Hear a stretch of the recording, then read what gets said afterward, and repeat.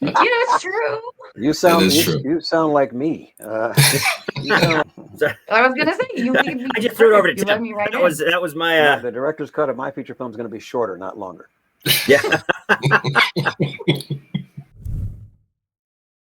All right. So we're here talking about 12-sided die. So we're going to dive right in, just go right into it. So we've already had season 1. Now we're moving on to season 2. So Curtis, do you want to give us a brief summary for people who maybe don't know about the show so far, about season 1, and then maybe a little snippet of season 2? Absolutely. Kind of tease Yeah. viewers. No, it's a romantic comedy about a group of people that play a fictionalized Dungeons and Dragons type game. That's it. And I didn't use D&D because I wanted to write my own. That way I'm kind of beholden to the rules of Dungeons and Dragons. I'd rather just kind of have my own stuff. So the first season is about Curtis, the main character. I'm not very creative with the names of the characters. Getting together, his friends talking him into, you need to ask a girl out, and he finally asks her out. And not to spoil the end of the first season, but and then the second season picks up with now he wants to tell her he loves her, and that's basically the premise. That's it. It's a romantic comedy based on that, and then his friends and even him kind of all get in the way, and it's him trying to navigate all that, his friends, and the game factors quite a bit into it, and how all that is filtered through playing a role-playing game. So a fantasy and life game. And life, and yes, the circumstances of playing it, of being able to schedule time to play it. Yeah, in fact, that was a plot point of the first season. So where we're like, we're gonna play next week, yes, and then 6 months later, then they finally get together. So yep. It's relatable. Yeah. It's very relatable for all of us that have adult friends. Yes, everybody in this, and in fact, we just premiered at Gen Con a couple weeks ago, and somebody afterward came up to me and said, "Thank you for featuring older people, rather than a bunch of 20-year-olds that are, not that there's anything wrong with that, but that are, college and, stuff like that." It's like, no, there's kids and bills and scheduling stuff. So they appreciated that. Yeah. So yeah. Yep. Yeah. It's a nice reflection of real life, because we've all had to deal with, we plan and then, next weekend, and it's weeks later that we all get to hang out or do something. So that's a nice touch point with the show, is that it is that connection to real life. Like you said, that's great.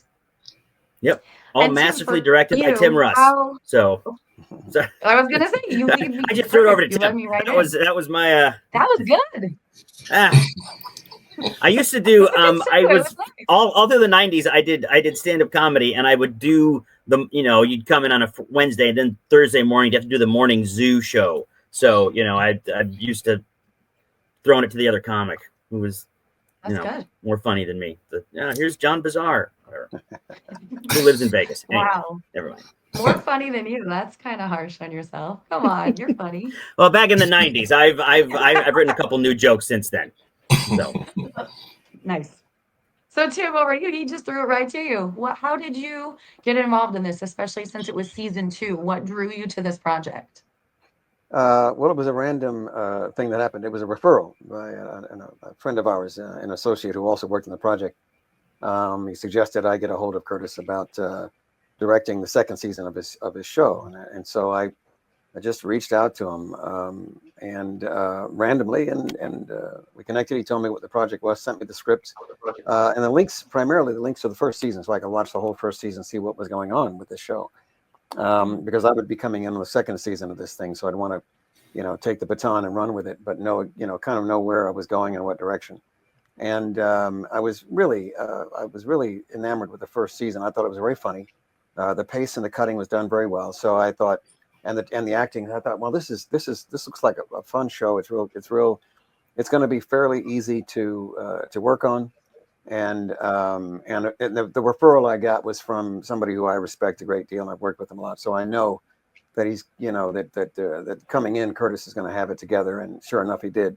And organized and well written, and the talent that was cast in it was like exceptional. So we come in, and I didn't know anything about D&D games. I know nothing about them at all. So I did a little bit of research and background on how the game fundamentally works. But given what I saw in that first season, just the way the characters interact with each other, and the way the script was written, the second season, it was more about the characters and their interaction, how they get along with each other, and their relationship to each other. That's what really made it something I could sink my teeth into, and Curtis's character in particular, basically driving us through this whole thing, and his relationship with Cynthia, and being able to trying to figure out a way to get to tell her, and that is the underlying sort of thing about the whole thing. So, I didn't have to be an expert on the game to understand how the game works. Those guys just took the ball and ran with it. All I had to do was get it on film, make it look good. So awesome. You did a nice job too. It was, I think, I love how it was short and both seasons. I like, because we got to little sneak peek of two. So it was, I like that. I like that it was quick. It kept me wanting more to like click the play on the next, the next show, the next episode to keep watching it. And I think that's like a really unique thing. We don't see that as much. Like it automatically plays on Netflix, but it's hour-long episodes, which you don't always want to watch. It's true. You sound like me. You sound like me these days. I'm getting worse. I mean, it's like we talk about Gen Z's attention span, and I'm sitting here right behind them. From the Boomer generation, and my attention span is getting shorter and shorter. I'm like, I'll look at the movies. How many minutes is that thing? Oh Christ, it's it's an hour, it's 2 hours or something. I don't think so. I think I'll pass. I'm looking for short form content myself all the time. It's crazy, but that's I don't know what's happening. That's where it's going, I guess. No, I get it. Yeah. I think we're inundated with like time, and so it's nice when you can do something in a condensed way and still, like you both did, get your point across. Yes. Like you understand the show, you feel those relationships in 4 minutes. Yeah. I think that's so unique. Yeah. Yeah. You get it. I absolutely agree. The movie should be no longer than the next bathroom break. That's what I say. Or they should have like intermissions, like back in the days when they have the long intermission with the music. That's right. They have intermissions. Yeah. The director's cut of my feature film is going to be shorter, not longer. Yeah.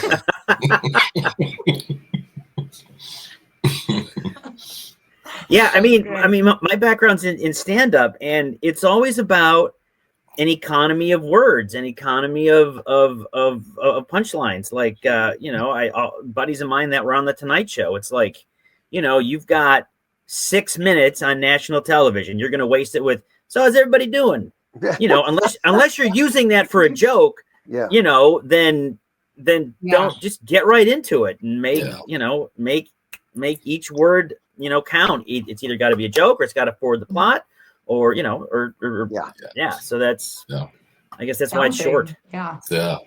For Curtis, when is your love for D&D, was it from a young age and that's why you wanted to do this, or you just it was just a thing that just came along, or how did that start? Why you wanted to do it like that? Well, I played with Eric, who's in the thing. I played with him in high school a couple of times, and then we didn't see each other for probably 10, 15 years.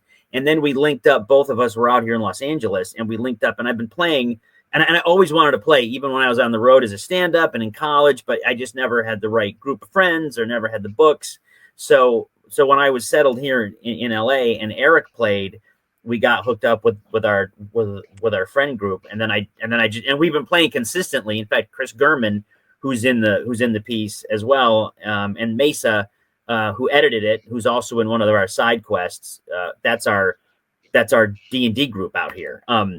And when I wanted to write something, because Chris Bell, who played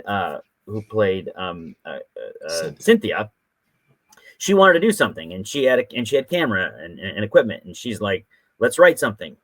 By let's, I mean you write something, Curtis. I'm like, okay. And it was just like, write what you know. So, and I was, and I knew D&D, and I knew it had to be about, a relationship. And, I also knew that if it's a genre like that, then there's festivals, there's a market for it. There's people that want to watch, their thing, but as a romantic comedy, or their thing, but as a superhero movie. So that's what I was working with at the time. I'm like, what do I know the most about? And it's and sitting around a D&D table is relatively inexpensive to shoot. So, there's no space battles. There's no, I mean, like we have whole CGI. episodes that, what was that? No CGI. No CGI. You don't have No to see CGI. a No, dragon. none. Yeah, none. Yeah. I mean, we had smoke on set one day. That's about as crazy as we got. And I didn't even know that was happening. I showed up and there's Scotty Baker, our DP, and there's Kitty Swink, and there's a smoke machine in a comic book store. I'm like, oh, this is all right. This is gonna be great. So yeah, because I knew 15 years ago. I mean, money's an issue, so let's write 2 people talking. Let's write 3 people talking. Yeah. So, and let's put all the effort into that. So, yeah, I agree. And creativity should never be about how much money you spend. It should be about the product, not necessarily, I spent $18 million to make this. Right. Great. A student film could be better. Yeah. The story could be a lot better. Yeah. And that's what you look for as a story. So you had kind of touched on it too, Curtis. So this is for both of you. You had talked about, just kind of being able to sit and film it. How did you get this done so efficiently? Like, getting the whole product. Yeah, I gotta kick that over to Kristen Wall. Kristen Wall, who's our producer, who just at one point I was kind of bending her ear for some help, and she's like, "I can help you." I'm like, "I know, I have all these questions." She's like, "No, I can help. I can produce this."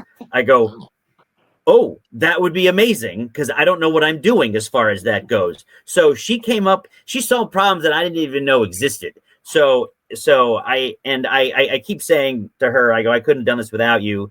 She's like, "You're wrong. You would have figured it out, but thank you." And I'm like, "No, you're wrong. I couldn't have done this without you." So she produces, reality TV. She produces a lot of stuff in reality. So yeah, and I've known her for 15 years. So, and she's great. She's organized. She's fun, and she just So that solved a lot of problems. But so her and I talked a lot. As each thing kind of came up, as each episode, and we shot kind of one episode a month. I mean, at the beginning, right, Tim, we shot like a couple every other weekend because we had Andy Robinson. I wanted to shoot him out, but then once we had that done, we it was once a month. So, which is another reason why I shot it episodically, because if you shoot a movie, generally it's like you got to get everybody together for 10, 14, 15 days. Whereas if you shoot it episodically, you're just there are a couple of issues, but generally you shoot one episode a day, and then that's it. And then you're done. You're in the can. As long as it's it doesn't cover too wide a span of time where people might physically change, right, depending upon how the cuts are made. But each episode is sort of standalone on this. So there could be some time that has gone by between the time that you see them again between each episode. So I think that's the way it does. I think comes out that way, Curtis, if I'm not mistaken. There is potentially some time. There could be 2 or 3 weeks, correct, between the times where these guys get together to play the game or they see each other. Curtis's relationship with Cynthia, that's a little tighter. They might see each other more frequently, but the gameplay and stuff like that, when you get the whole team together, there could be some time in between there. So shooting on that kind of schedule is not too much of an issue. And I have to agree with him. The organization of this thing was just absolutely phenomenal, because I've been on the other end when it was not, organized, and the executive producer had no clue as to what they were doing. And which is a real problem, because they're the executive producer. They're at the top of the pyramid, but they have no idea what's going on the rest of the pyramid. And that is very, very troublesome to work in that environment. And so I was so thrilled to be able to work with Curtis on this, because every time I showed up on set, everything was there. The crew is there. The props are there. The set is there. Everything is there. Everything is ready to go. There was nothing lacking. And I've said it before and I'll say it again. That's just how tight this production was all the way through. a lot of that was Will Dixon That's actually too. Will is an incredibly, and that's one thing that really touches me about this whole process. There was like there was a bunch of actors, like really talented actors that worked behind the camera, and Will Dixon is one of them. In fact, Will was just on he just did a show with Kerry Washington, you know, and he was our set designer. Oh wow. He made sure every time, you know, all right, let's go again. He made sure everything was reset. And we worked in a comic book store, so we had to kind of be careful about, and we had comics we want to showcase. Like there's a comic book sketchy group at the comic book store, the Comic Bug in Manhattan Beach, that we wanted to kind of put those comics in the background. And Will was all over that. He was all making sure the right comics were behind the actors. Oh, So, wow. yeah, so we had, Mesa Cronehouse, another one, Ryan Lee Seaton, Mitch Narito, who played Donkey Doug on The Good Place, held the boom mic for us in the first season. So I had a lot of really good friends that are super talented actors that deserve to have their own web series in their own right, behind the scenes. Tim Russ being one of them. Tim Russ is a very talented actor. He was behind the scenes the whole time directing. So we're hoping one day he, you know. I like that you're laughing like, oh, I am talented too. Yes, you're No, one of it's the group. to me, you know, I've been working behind camera for about 25 years or so, ever since Voyager ended. So, you know, I enjoy doing that particular gig because it's still creative, but it's a creative on a much bigger scale, and it's much more of a challenge. So to me, I really enjoy taking on that role whenever I can. I really like it. Yeah, I really love the shorts. I love the having, you know, ending every episode like that. It made it feel like a more full story than just an hour-long movie or whatever it was. Yeah. So do you agree with that? I mean, I think it's because of the time that can pass in between the episodes. Yeah. Yeah, I agree. Curtis, I mean, this is Curtis' brainchild. This is his story. And if anybody would be able to figure out how to put this into small episodes and sort of pieces as they come along, would be Curtis. So each one of these things he had written, he wrote them as a single arc in each one of the episodes, with just a tiny bit of the hook at the end, you know, for knowing what's coming on the next episode. So he did it just right. It's 5 acts in 4 minutes, or 5 or 11 minutes, as it were. So it goes by very quickly. Yeah, and again, it goes back to, you know, I want to shoot one episode a day. So, I mean, episode 7, it took us 2 days to shoot just because I knew it was the long one. And that's the one Andy was in. Andy Robinson, by the way, is in it, who plays Garrick on Deep Space Nine, who played the Scorpion Killer in Dirty Harry, played Liberace in Liberace. That was the name of the movie. Who is just amazing. And he's somebody else. He didn't understand anything about role-playing games. In fact, I remember Eric walking him through like what the thing was, and he's like, we create a story together, and you're the dungeon master, and this, you know, and so he was kind of walking Andy through all that. So that episode we had 2 days to shoot, but we shot it in the same location, so we could keep all the equipment there and just pick right up where we left off the next day. So, and then I think the second day we ended at lunch. So I got through there. That's right. Yeah. Wow, that's very efficient.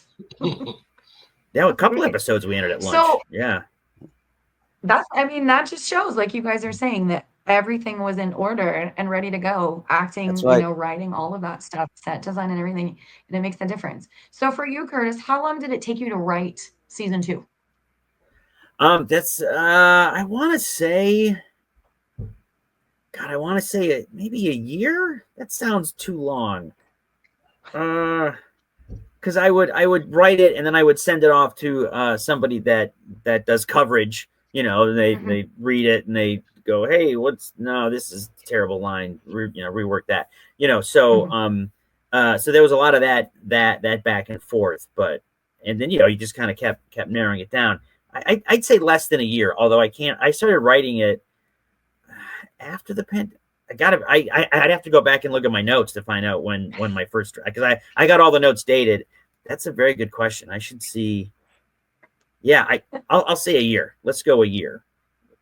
But Okay. being in LA, we Yeah, all got I mean, day jobs and other things going on. things. So it was, it was, few hours here, a few hours there during the week, and then a little more on the weekend.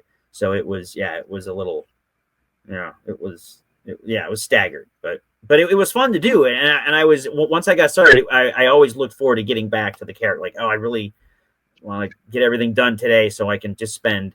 And there were times I would spend just 20 minutes. Like, okay, I want to work on this joke, and then I've done my deed for the day. So it was. Yeah.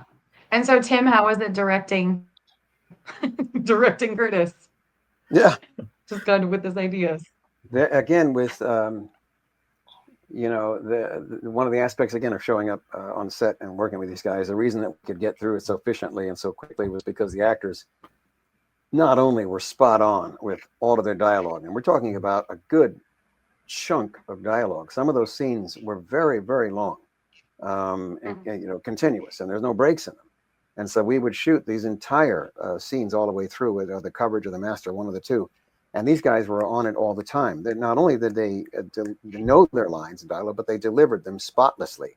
I rarely had any notes. There weren't any notes to be. Otherwise, might say, hold that a beat longer, don't, whatever. There was nothing really for me to say. They all knew what they were doing. They knew their characters, which is the mark of a good show, a good series. As the cast comes in, the regular cast is what these guys were. Now, they already done a whole season, so they already know who they are. And they know their stuff. So there were hardly any technical issues, and they were on their dialogue. So shooting them was easy. It was cake and ice cream. The lighting is not that complicated. It's natural lighting indoors, and so it didn't take long to turn the camera around to get the angles. And yes, we could get that episode shot, in 6 hours, by lunchtime in some cases, because everybody knew what they were doing. If nobody knows what they're doing, or can't get it together, or stuff's not showing up, or whatever in the hell's happening, then it takes a lot longer. Yeah. But these guys are pro. They're all pros. That's all there is to it. They know their stuff. They know what they're doing. Well, Tim, I'm like you. I did not play any of the tabletop games. I didn't play D&D. I don't know anything about this. But like from Stranger Things, this tabletop phenomenon keeps growing bigger and bigger. And what do you think about conventions like GameCon and Gen Con and all that kind of stuff are huge events to the tabletop community? What do you think is like driving people back to these tabletop games? With all the video game thing and all that kind of stuff is around, why do you think people are loving this so much? Well, the only thing I can assume in terms of these type of games is that because they're role-playing games, they are that type of game, and socially that has some kind of allure to it, rather than just playing a regular board game. There's something about the interacting of the individual and the other people who are involved in it. There's that relationship between them in the game that's very different than, say, for example, first-person shooter games or things like that, or a regular game like Monopoly is not the same. There's something about it. I don't know what that is because I haven't played them, and that's not something I'm familiar with. But so I'm thinking that. The realm of fantasy is also really big. It's absolutely enormous. The feature films that have been fantasy have all done very well. That genre does very well. And these games are about fantasy. They're about creating stories, and people are involved in the stories as characters. It's very unusual. It's very unique. And I can see how it can appeal to a large number of people. And people can get drawn into that type of game. And I mean drawn in some cases to the, hours. Of doing anything else in their life that needs to get done. So there could be that as well. So it's a personal thing. It's just the nature of that game, really, I think, is what makes it so attractive. And you're right. It is. Well, sorry, what was that? Oh, sorry. As a player, how do you look at that as somebody who's played this? Like, what are your thoughts on it? My thoughts are it's it's a lot of fun. It's for me. There's math involved, which I enjoy. I enjoy the math part. But it's also creating a story with your friends and interacting and having drama that's not real life drama, having drama and laughs and fun all around, an adventure you're having, solving problems that are not, regular. How do we get across this bridge to get to the dragon? It looks like there's a bunch of, bloodthirsty bats that could descend on us at any point. How do we get through there and be silent? Can anybody fly? Can you fly? And then you talk and you're interacting with your friends and you're making jokes and you're eating pizza. And at the end of it, you've navigated. My other buddy Chris says, the majority of happy memories I have from being a child never happened because they're all from a role playing game. So yeah, in that aspect, it's I really enjoy it. In fact, I'm the dungeon master for everybody out here. So it's fun to throw problems at them and see how they solve it. Sometimes I have no idea. I go, all right, here you go. And sometimes I think things are difficult, and it's fun to watch everybody figure stuff out. So yeah, I mean, in comparison, is that how you kind of knew? Oops, I'm sorry. Go ahead, bro. Go ahead. Oh, I was going to say the only, as in contrast, the only games that I play are I've done first-person shooter games and things here and there, but those were all built-in campaign games. But the only interactive game online that I do is a World War II flight simulator with these guys who live all over the country and half the world. So I'm online doing those types of games, and we're all talking to each other at the same time. I've never met them before, but I know them backwards and forwards, which is kind of weird. But but that's the kind of game that I spend time on. And there's no storytelling, there's no role play, there's none of that. It's just us basically trying to kill each other. So that's it's and that's the only game playing that I've done. So that's the extent of it right there. No other, outside of playing racquetballs and playing sports, but online games, that's the only one. Yeah. Would you ever try like a D&D or an RPG game? It all depends, because I think the learning curve in that beast has got to be pretty large. You can't just go. I think you can't just go stumbling in there and start rolling some dice and trying to figure out what's going on. There's levels of things you got to know coming into that game. It's very complicated. Whereas, I don't know, if you do the flight sim, you can get in there and it's just a technical issue of being able to control a joystick and some keys. So, that learning curve is not quite as long. So it's a different thing. It's just a very different beast. I mean, do you guys do any games? Do you guys play board games? Do you? I play more like traditional. Yeah, like a Monopoly or one of those type of things. Clue maybe a little bit, that kind of thing. But I was Ants in the pants. I tried D&D, but I apparently have too many questions because it is like you said. You both have mentioned there is a lot of levels and knowledge, and I tried to be like, yeah, okay, I'm gonna get this, and I was sadly put in place. Like, no, like, girl, you need to read about 9 books before you can ever play with this game. Like, okay, thank you. You put a Nerdspin D&D online campaign together. I'll DM it for you. You'll have a good time. You won't worry about that. You can teach me. Teach me. Yep. I want to get into it because it's so big. Yeah. It's huge. It's huge. Yeah, we have friends at a local bar, and they actually have game nights, and they're always like, come, and I'm like, no, I remember what happened last time. Nope, I had too many questions, so I need to do training before I can play with you. Well, one of the characters, not to bring it back to the series, but Eric,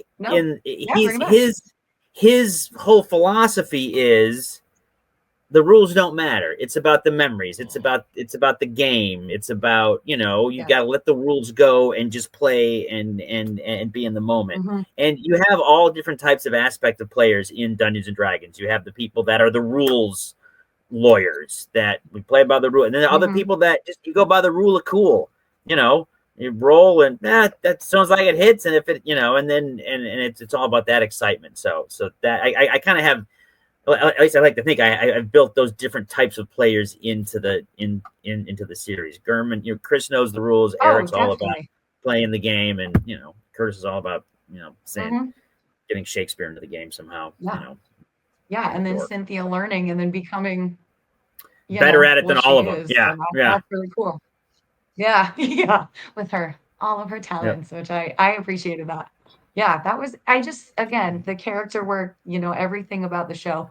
I really enjoyed season 2. I thought it was, it's like you felt like you really knew these people and Yeah. you could really just kind of live through them in an Yeah. experience. And I thought that was very well done from both of you, and obviously all the people on the project. It was very well done. Thanks. Yeah, we had some really cool. Yeah, Andy Robinson obviously was in it. Kitty Swink, who was on 2 episodes of Deep Space Nine. She was in it as well. She was fantastic. Gabby Mayorga, who is another actress that I know, that she edited some of it. She was on set doing PA work. She's an incredibly talented actress, and all the artwork you saw in the background, because Cynthia is an artist, is done by Tess Fowler, who's drawn the IDW comic for Dungeons and Dragons. She's done the Star Trek comic for IDW. She's a comic book artist, and I wanted to showcase that as part of the piece. So I had her draw up a whole bunch of stuff, and some of it's actual jokes, that we referred to. But yeah, she has a big online presence. But yeah, you can definitely find her work, in any comic book shop in the country. So we're very excited to have her on board as well. Yeah. So, yeah. Yep. You got all the talent. You guys got all the talent involved in this. That's great. I mean, you did. I mean, to get that many talented people in one project, doing different things in different roles, maybe not something they normally do, makes something a really special type of show when people are willing to put forth the effort into something like this. And I think that's a definite testament to everybody involved. Yep. And we're submitting to festivals around the country. Like we just premiered at Gen Con. That was the world premiere.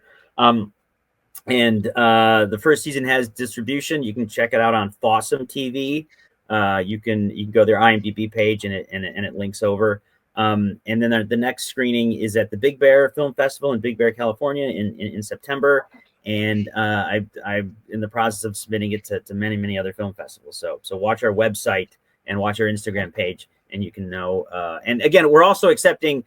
We had a successful Kickstarter campaign, which was great. We had kind of a live stream, and at the end, we had Tim Russ versus our producer Kristen Wall. It was a trivia contest. Tim answered questions about World War II, the European theater, and Kristen answered questions about Seinfeld. So it was a nail biter. Nice. It was a nail biter. But we had a successful Kickstarter campaign, hit a stretch goal, and as of right now, we're still accepting late pledges, and we can only do that because we made it. So you can go to all those pages, see you can see that right now season 2 is not available yet for wide viewing because I'm hoping to get some sort of distribution just as season 1 had. Yeah, guys. That's wonderful. Yeah, watch season 2 when it comes out. Season 1 is so good. Thank you, Tim. Thank you, Curtis, for joining us today. And thank you. Yeah, I hope everybody. So maybe some last questions. So for you, Curtis, season 3 is in the works, correct? Yes, it is. It is actively being written right now. Yeah, in the middle of wrapping up all the stuff for season 2. I'm trying to get the Kickstarter perks out. I'm trying to, I have to edit certain the video certain ways for certain festivals. Which I have a question for you, Tim. I can ask you that off air. Oh yeah. So and then as I'm writing season 3, I know where it's going to begin. I know where it begins. I know where it ends. It's that pesky middle part. Excellent. The middle part where all the conflict happens. That's right now. But I know exactly how the first episode of season 3 goes. So yeah, that's actually being perfect. Right now. And Tim, Spaceballs, maybe in your future. It will definitely be in the future. Yes. Yeah. All right. It's coming in the future. I like it. We don't know in a galaxy far away. Yeah, we don't know what the shooting schedule will be just yet, but yeah, as far as I know, that's more than likely going to happen. Yes.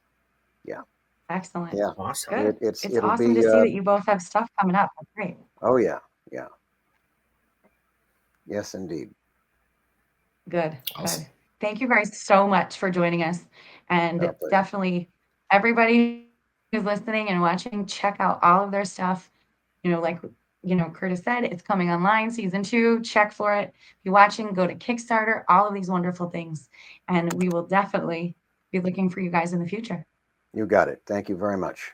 Thank you for having us. Thank you for Thank having you us. guys. Appreciate it. Take care. Thank you for coming. Thank you. Bye bye.